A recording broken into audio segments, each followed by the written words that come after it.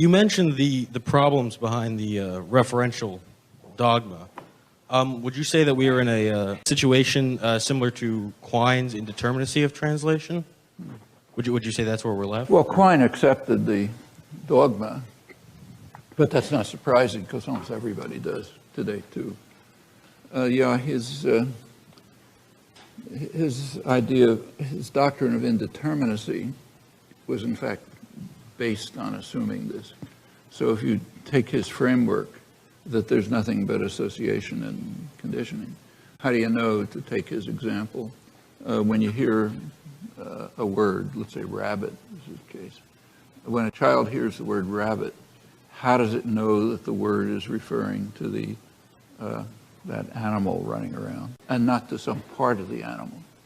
Because if you see the animal running around, its leg is also running around. So how does the child know that it's not the leg?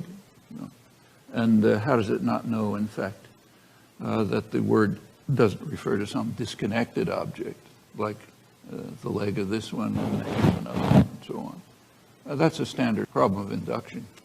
It's Hume's problem of induction. And as Hume understood, but his successors don't seem to understand, there's no way to solve that problem. Hume himself, contrary to what you may learn in a philosophy course, was a rationalist, not an empiricist. He took for granted and says that the only way you can solve the problem of induction is by what he calls an animal instinct.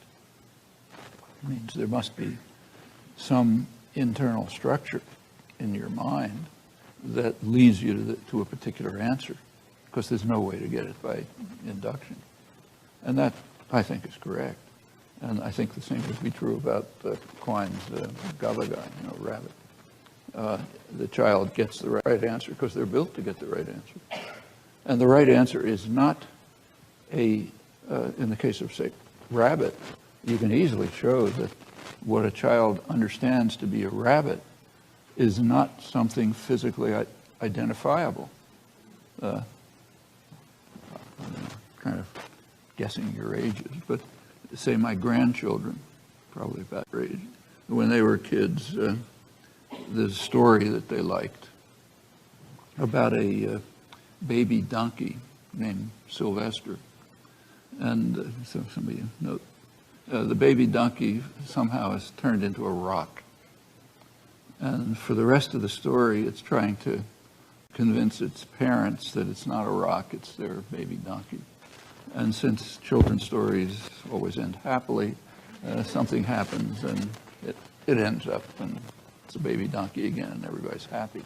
But the interesting fact is that every child understands that that thing that has all the physical properties of a rock is in fact Sylvester.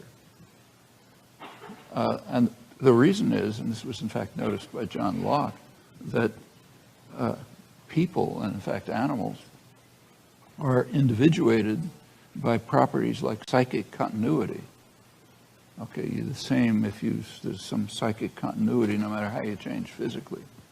I mean, that's the standard fairy tale. You know, the evil witch turns the handsome prince into a frog, and he has all the properties of a frog until the beautiful princess comes and kisses the frog. Then he's the handsome witch again, handsome prince again. Well, again, every kid knows that it's always the prince because it has the property of psychic continuity.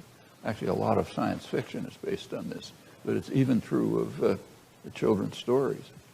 Well, that alone tells you right away that what individuates objects is not a collection of physical properties, but some complex mental structure that we impose on them, like psychic continuity.